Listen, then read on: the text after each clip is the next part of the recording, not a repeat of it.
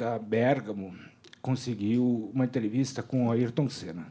Você disse, Ayrton Senna, ele era uma celebridade, o maior ídolo do esporte brasileiro naquele momento, final dos anos 80, né?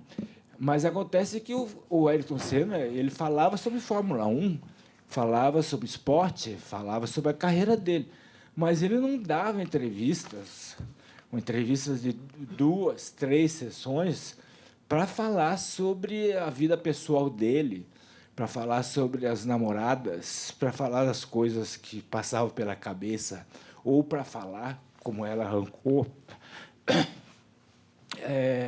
que, no fim de uma curva, de uma corrida,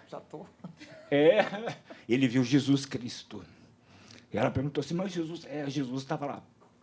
Ele falou todas essas coisas, mas como é? Acontece que o Senna não queria dar entrevista, ela ficou semanas, melhor, meses de insistência. Ela ficava em cima do pai dele, que, de certa forma, organizava a agenda dele, e que dizia não. Até que um dia ele disse assim, eu não aguento mais. E, com insistência, ela conseguiu. Como é que você conseguiu essa entrevista, Mônica? Bom, gente, boa noite já. A Maria está chorando aqui, eu vou chorar. Mas é verdade. Na verdade, o André também foi meu chefe, ele sempre falava, Mônica, você não tem nenhum outro foro além dessa entrevista do Ayrton Senna, porque todo mundo... Eu tive essa sorte, esse azar de começar com uma coisa de um impacto grande, eu era bem jovem, e aí todo mundo lembrava dessa entrevista, então eu me matava, mas as pessoas só lembravam dessa entrevista. Foi 89, 90? 89. 89. Foi no ano da campanha presidencial que você também fez matéria, mas aí não era... Mas aí o que aconteceu? Então o Maranhão deu todas essas dicas e como eu tinha feito na Vejinha uma matéria que era tida como impossível, que era o Jorginho da Rua Cuba, que era um menino acusado de matar os pais, que era também... Isso você fez depois, então você está confundindo tua memória já. Não, foi antes. Foi. Mas o Maranhão achava que eu era jornalista. Não, eu sei o que eu tinha feito. Marlene Matos.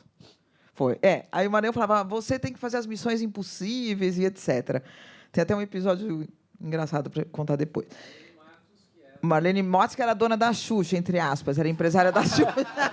Pessoal, o título da matéria era isso, a dona da Xuxa, porque também era uma pessoa impossível de fazer. Bom, enfim, o Maranhão me deu essa missão impossível e todos os grandes jornalistas tinham tentado fazer o Ayrton Senna, né, Maranhão? Sim. O Rui Castro, o Juca Kfouri, todos. Ele falou, não, mas você vai conseguir. E aí, isso era uma coisa que hoje é mais difícil. Eu fiquei 6 meses só fazendo isso, não fazia mais nada, fazia pouquinhas coisas na Playboy, e a minha missão era essa. Então, eu ia no escritório do pai do Senna, eu falava. O Senna chegava no avião, no aeroporto, eu entrava lá, invadia junto com os repórteres de esporte, ele falava, eu não acredito que você está aqui. E aí, hoje, ele ia, ele era muito religioso, eu ia com um colar de cruz, tudo. Eu fiz as coisas mais absurdas. E aí chegou um dia, ele falou para mim, olha, o Ayrton vai te dar essa entrevista, porque você merece essa entrevista. Eles tinham essa coisa, assim, meio do esforço e tudo. Ele falou, e ele vai te dar, mas quando? Bom, aí o quando, só Deus sabe. Ele nunca estava no Brasil, ele nunca tinha disposição. Um belo dia, eu lembro como se fosse hoje você falando. Ele desembarcou num jatinho, os jornalistas lá de esporte, eu fui falar, falei, Ayrton, sou a Mônica, não sei o quê. Meu pai já falou de você, eu vou dar essa entrevista para você. E eu voltava, não, Maranhão, ele vai dar, mas quando? Só Deus sabe. Bom, e aí, de fato, eu fui fazendo uma pesquisa muito grande sobre a vida dele, além de ler tudo, ver todos os vídeos, ver todas as corridas, ler tudo que já tinha saído sobre ele. Eu me recordo bem de uma coisa que, de fato, foi um impacto enorme quando eu falei dessa pessoa para ele. O Ayrton Senna tinha um amigo de infância que viajava com ele pela Fórmula 1 e tudo, e um belo dia o Nelson Piquet falou, o Senna é gay, né? Falou alguma coisa desse tipo, insinuou isso, ou falou abertamente. E, por causa disso, como a imagem dele implicava em milhões, né? Esse rapaz foi afastado. E eu fui falar com ele, e ele me contou toda a vida do Senna, a infância, a juventude, tudo. E aí, um dia, quando eu fui fazer a entrevista, eu comecei a falar fatos que ninguém sabia.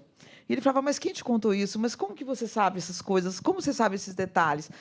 Que nem os pais sabiam, porque eram coisas de amizade e tudo. E aí eu falei desse amigo dele, e aí ele ficou super emocionado, porque ele se afastou desse amigo, daí ele falou, tive que me afastar dele, uma pessoa que eu gosto. E eu falei, o Piquet usou isso, ele falou, o Piquet usou isso. Daí ele falou outra que foi bombástica, ele falou, mas eu... Aí ele falou, desliga o gravador. Aí ele falou, eu já fiquei com a namorada do Piquet. Lembra disso? Sim. Eu já... a mulher do Piquet. Eu já a mulher do Piquet. Aí eu falei, nossa, mas por que você não pode falar isso? Ele falou, não, eu não vou falar isso. Daí eu liguei o gravador e falei, você já ficou com a mulher do Piquet? Daí eu falei, agora ele vai me matar. Mas eu falei, eu não posso sair daqui sem isso. Daí ele falou, já. O Piquet sabe que eu sou homem, porque eu já fiquei com a mulher dele, ele sabe que eu sou... Bom, aí foi uma bomba, porque eu tinha o Notícias Populares, que era um jornal... Não, a primeira bomba foi o Juca Kfouri, que trabalhava na Playboy na época, e tinha uma coluna no Jornal da Globo. Ele falou, exclusivo, daqui a 2 dias sai na Playboy, o Senna dizendo que já ficou com a mulher do Piquet. Aí o pai dele ficava me ligando, e o Juca falava, não atende ele. Eu falei, como que eu não vou atender o homem para que eu deva a entrevista? Daí eu atendi, falei, seu Milton, ele não pode sair isso. Eu falei, seu Milton, a entrevista já rodou, né? Porque já tinha rodado, não tinha como mudar, não era internet que você mudava. Naquele tempo ia para a gráfica, rodava. Bom, aí sai a entrevista, e o Notícias Populares, que era o jornal sensacionalista da época, escreveu assim a manchete, Senna já pilotou a máquina de Piquet. Bom, e eu lembro que tinha um manual de como você fazia as entrevistas, e era uma coisa tão bem feita, de um nível tão alto, que tinha até... Não sei se estava nesse manual de como fazer entrevista, o Cid Maranhão falou para mim, descobre a cor que ele gosta, vai com a roupa da cor que ele gosta, porque se a pessoa gosta, detesta marrom...